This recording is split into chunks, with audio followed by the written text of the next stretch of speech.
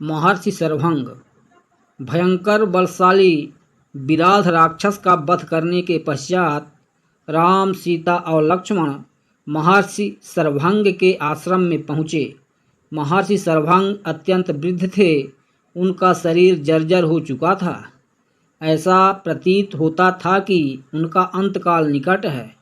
सीता और लक्ष्मण सहित राम ने महर्षि के चरण स्पर्श किया और उन्हें अपना परिचय दिया।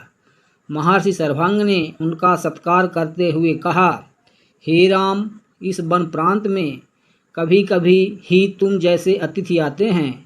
अपना शरीर त्याग करने के पहले मैं तुम्हारा दर्शन करना चाहता था, इसलिए तुम्हारी ही प्रतीक्षा में मैंने अब तक अपना शरीर नहीं त्यागा था। अब तुम्हारे दर्शन हो गए, इसलिए मैं इस नश्वर एवं जर्जर शरीर का परित्याग कर ब्रह्मलोक में जाऊंगा। मेरे शरीर त्याग करने के बाद तुम इस वन में निवास करने वाले महामुनि सुतीक्षण के पास चले जाना, वे ही तुम्हारा कल्याण करेंगे। इतना कहकर महर्षि ने विधिवत अग्नि की स्थापना करके उसे प्रज्वलित किया और घी की आहुति देकर मंत्रोच्चार करते हुए स्वयं अपने शरीर को अग्नि को समर्पित करके ब्रह्मलोक को गमन किया। महामुनि शरभंग के ब्रह्मलोक गमन के पश्चात आश्रम की निकटवर्ती कुटियाओं में निवास करने वाले ऋषि मुनियों ने वहां आकर रामचंद्र से प्रार्थना की, हे राघव, क्षत्रिय नरेश होने के नाते हम लोगों की रक्षा करना आपका कर्तव्य है। जो हमारी रक्षा करता है उसे भी हमारी तपस्या के चौथाई भाग का फल प्राप्त होता है। किंतु दुख की बात यह है कि आप जैसे धर्मात्मा राजाओं के होते हुए भी राक्षस जन हमें अनाथों की तरह सताते हैं और हमारी हत्या कर देते हैं। इन राक्षसों ने पंपा नदी और मंदाकिनी नदियों के क्षेत्रों तथा चित्रकूट पर्वत में भयानक उपद्रव मचा रखा है। उनके उपद्रव के कारण तपस्वियों के लिए तपस्या करना ही नहीं, जीना भी दूभर हो गया है। ये समाधिस्थ तपस्वियों को मृत्यु के मुख में पहुंचा देते हैं। इसीलिए हम आपकी शरण में आए हैं। आप इस असहाय कष्ट और अपमान से हमारी रक्षा करें और हमें निर्भय होकर तप करने का अवसर दें। राम बोले, हे ऋषि मुनियों, आपके कष्टों के विषय में सुनकर मैं अत्यंत व्यथित हुआ हूँ। पिता की आज्ञा से अभी मुझे 14 वर्ष पर्यंत इन वनों में निवास करना है। आप लोगों के रक्षार्थ मैं इस अवधि में राक्षसों का चुन चुन कर नाश करना चाहता हूँ।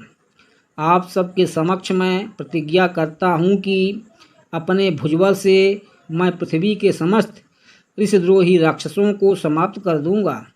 आप लोग मुझे आशीर्वाद दें ताकि मैं इस उद्देश्य में सफल हो सकूं।